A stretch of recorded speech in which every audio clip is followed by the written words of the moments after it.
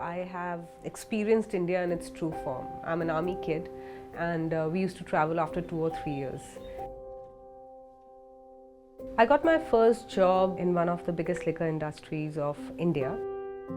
I was posted in London with the same company, and I experienced sexual harassment from the then CEO of the company. Being the only girl, the first girl in liquor industry, they didn't know how to deal with me. They had no policies, they had no systems that they could work through.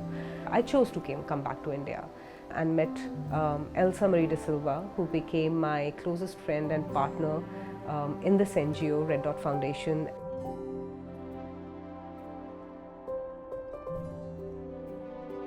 It was 2012 when the terrible gang rape of Singh happened in Delhi in a public transport.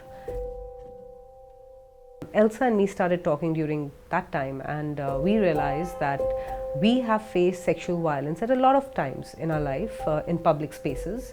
And we started talking to our friends, and the more and more women we spoke to, we realized 95% of incidents are not reported. Even though 1 in 3 women always faces sexual harassment at least once in her lifetime. We wanted to see how can we bridge this gap of data. That is when Safe City was born. Safe City is a web and a mobile platform where we crowdsource data on sexual violence, and it's done absolutely anonymously. So it basically asks people to tell us what happened, where it happened, and when it happened. And as soon as they say it, it gets pinned onto a Google map. And as and when people start sharing their incidents, their experiences, reporting cases, you start seeing clusters of balloons in places. Once we have that trend, we then take that data to the authorities. When we used it with the police, they changed the beat patrol timing of the constables to the timing where we got the report something is happening. They've actually been able to catch the perpetrator.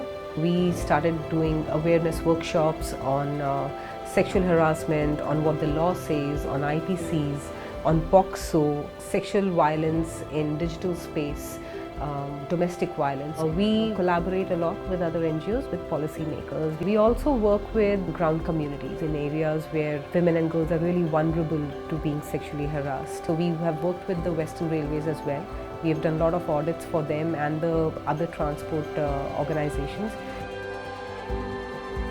I am passionate about creating a global community where girls and women are free, feel safe, and have equal opportunity to live their full potential.